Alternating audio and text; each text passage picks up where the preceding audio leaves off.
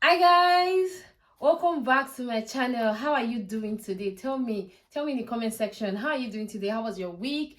How are you feeling? Hope you're good. Hope you are doing fine. I genuinely want to know, so please tell me in the comment section. I'll be right there, gisting with you. If you're new here, hello, welcome. I hope if this is my first video you're seeing, hi again. Don't forget to click the subscribe button and welcome to this channel.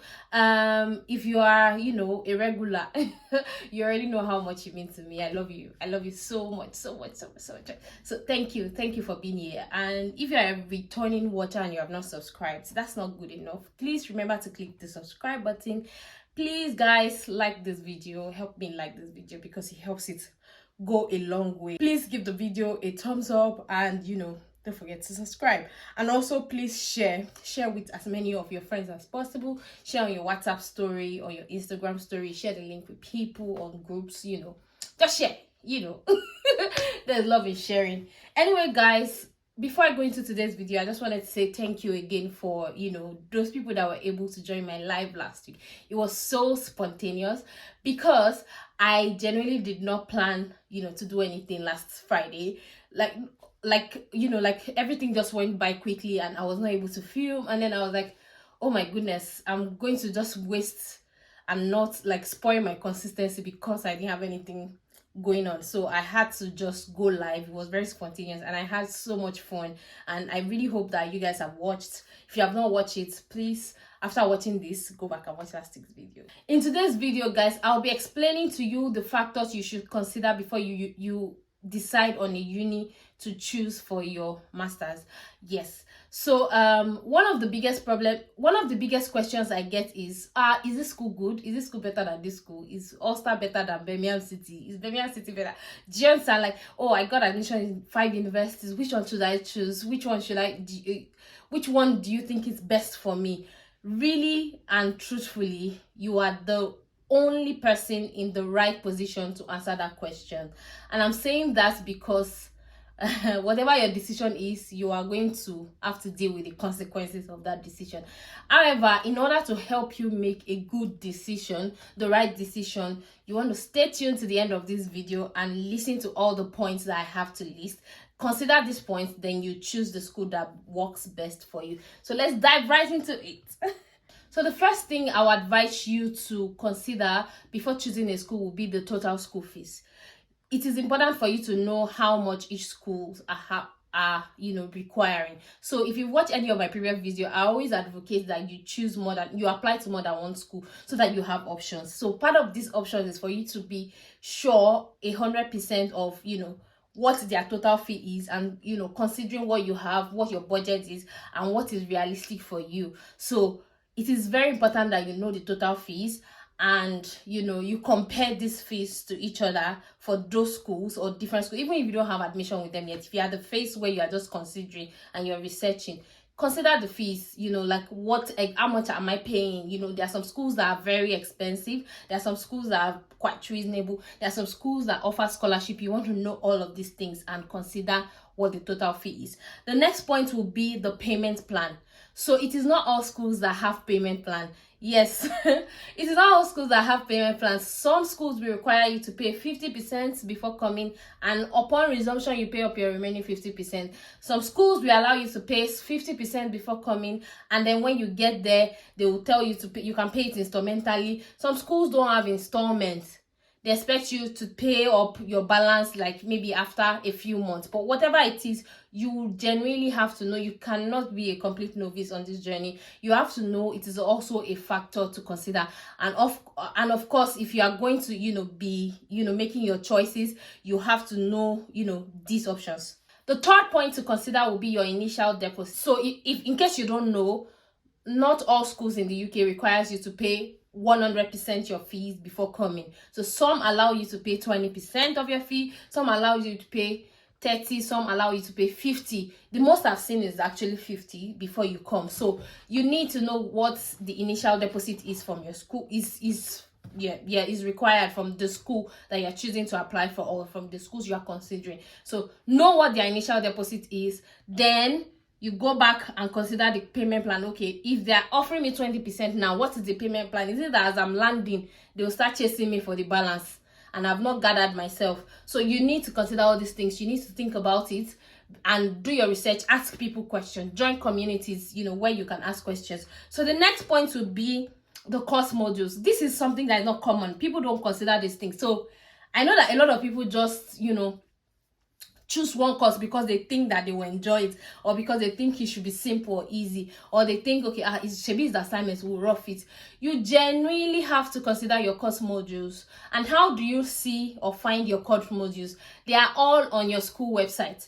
Each school website, go there. What are the things they are teaching? From the name of the modules, you already have an idea what to expect. You can even Google the course module. What is it about? Do you understand? To give you an understanding and prepare your mind. Why is this important? You don't want to get here and be completely lost in class. You don't want to waste your money. You don't want, all your investment, your effort and everything to waste. So you really, really want to also know what courses you'll be taking. So the next point to consider is ranking. Okay, before I go to the next point, I'd like to also say that, for the course modules, if you are trying to choose between two schools and you are at like the same course, let's say you are looking at MBA in two schools and maybe you've ticked all your boxes and you're looking for one thing to choose, you can go to the modules and see how detailed each school is. For some school it might be like from the module you can tell that these ones have like more robust, because even on each module they would explain. On each module they'll give you a summary of what the course is about, so you can have an idea. So you can just look at both schools and see which one is better, which one you feel is better from your judgment, from what you have seen. So the next one is ranking. So it's important to know the school ranking. Yes, I know that schools that are ranking very, very high in the UK, they're really, really expensive. But some, you can get scholarship. For some, there are so many options. However, it doesn't mean that you just go to a school, So you should just go to any kind of school. So my advice would be that consider what course you are taking. What's the course you're taking?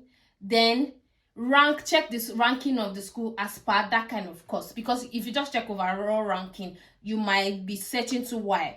Check what they are ranked as per those courses. There are some schools that are ranked very high for science courses.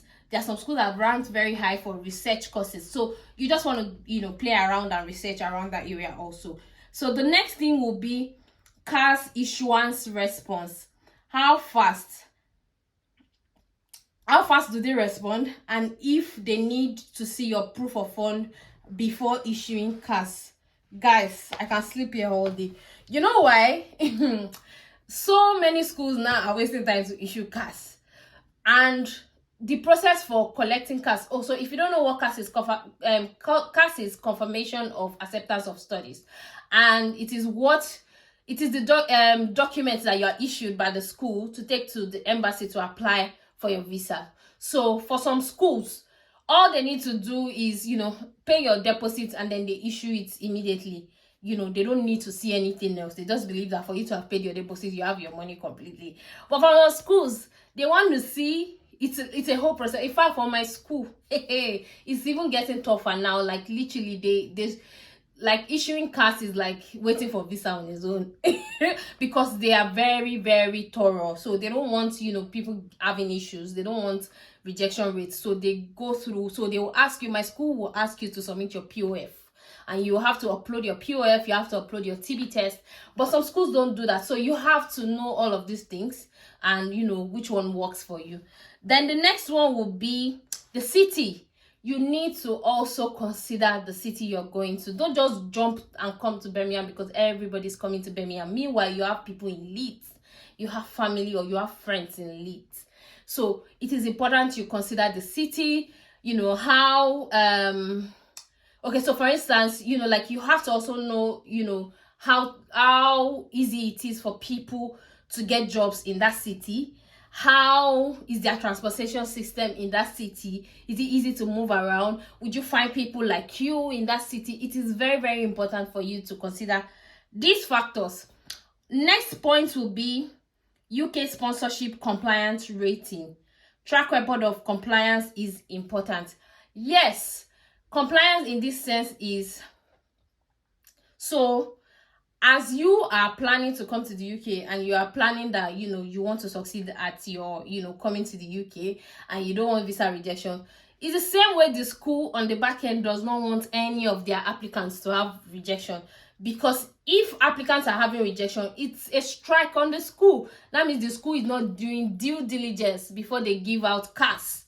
So therefore, you have to also check this school's compliance rating. For instance, I can categorically tell you that my school has a very high compliance rate. Yes, Ulster University, Birmingham and London campus, they have a very, very high compliance rate. And that's why it looks like their process is stressful. Because if you can scale through, you almost always will get your, visa. I've not even heard in recent time of anyone that was rejected from, like, that got rejected visa from Ulster. So I'm just saying that you need to also check the compliance rates of that school. Have they been successful in the past? What's the rate, of, and all these things are available on, their school website, or you just Googling it and checking, you can go to maybe UKVI website and, check if you find the schools are part of compliant partners and all of that. The next factor to consider will be cost of living. It is very, very, very, very, very, very important for you to consider cost of living in a city. For instance, you know that if you are an applicant, that you are coming here with everything that you have, you want to avoid London, because London is the most expensive city in this country. Even though, yes, you might get jobs in London, you might be able to quick do things and all of that, bills will take it away from you. If you don't have any other support or help, just avoid London. There's no point. So also, Birmingham is getting more expensive, so you also want to consider your pocket. Check, like cities that are really affordable. There are some cities that, they won't stress you. However, you also have to check how you get jobs. So anyway, factors to consider when considering your cost of living will be how much is accommodation in that city, what is the transportation system like. So you want to know, for instance, a self-contained, like a serviced self-contained and all of that in London can be 1,200 per month, while the same type of accommodation in Birmingham can be maybe, let's say, 800 pounds per month, while in a place like let me see any small city that I know, a place like Derby, a place like Derby can be like, let's say, 600 of the same accommodation per month. So you need to check all of these things, and they are online. They are just Google away. What is the average accommodation, cost of accommodation in Derby? What is the cost of accommodation? Then ask people questions. Do you get? Ask people's questions. So the next point would be job opportunities. I know I've mentioned, talked about this a bit, but it's very, very, very, very, very, very important. I know that most students that are coming to the UK to study are also on a lookout for a job. I'm not sure I've met anyone that doesn't want to at least use their 20 hours of work and to make money.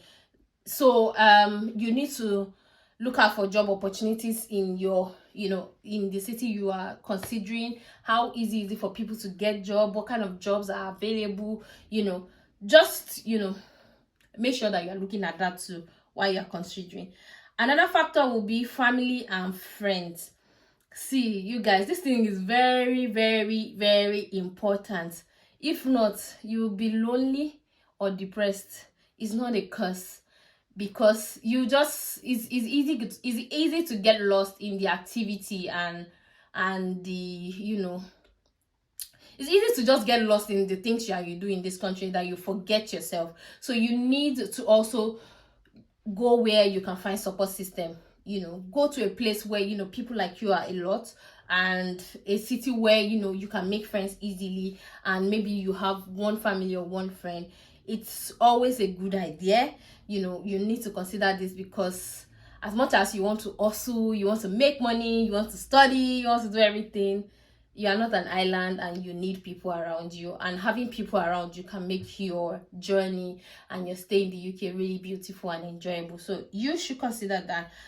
Then another one will be, which is somehow related to family and friends, is the international student support. you need, community of international students. You need, you need to be able to network. Although these days with the like with social media and everything, there are a lot of communities that you can join. Just go to, Instagram alone, just check UK community or international student community in the UK. You find tons. I can name the CP community on my head. That's Chidera Peters community. There's the LIT community, Lost in the UK community by Mide Yusuf. There's Outlier Circle. There's so many communities that you can leverage on and at least be a part of them on WhatsApp, and then from there you can make friends and all of that. So you need international student support. And finally, your country community. So for instance, I'm a Nigerian, I'll look for Nigerian communities, for instance, and you can find that from maybe churches or mosque or even schools. Your school, you can find Nigerian communities, or like just be around people like you. It makes it easier, it makes information sharing really fun and easier and everything. So guys, before you choose any school, make sure that you consider all or some of this, at least all of them, or please don't let me say rubbish. Make sure you consider these factors before you choose any school. Make sure you consider these factors before you choose any school, and don't let the decision of choosing a school lie solely on the hand of someone else. I'm not saying that you can't deliberate. Maybe you are married, or you have a friend here, or you have someone that is advising you, or you are using an agent. Don't let your agent be the sole deliberator of where you will be studying. Also contribute, also consider what you think that where you think will work for you, after considering these factors. So guys, I hope you enjoyed today's video. I hope you found it helpful somehow. Don't forget to give this video a thumbs up, and please share with your friends that might be considering. They might not even know, you might not know that they are considering to travel. Just share, it might be helpful to someone in your circle. So thank you guys for watching. See you in my next video. Bye.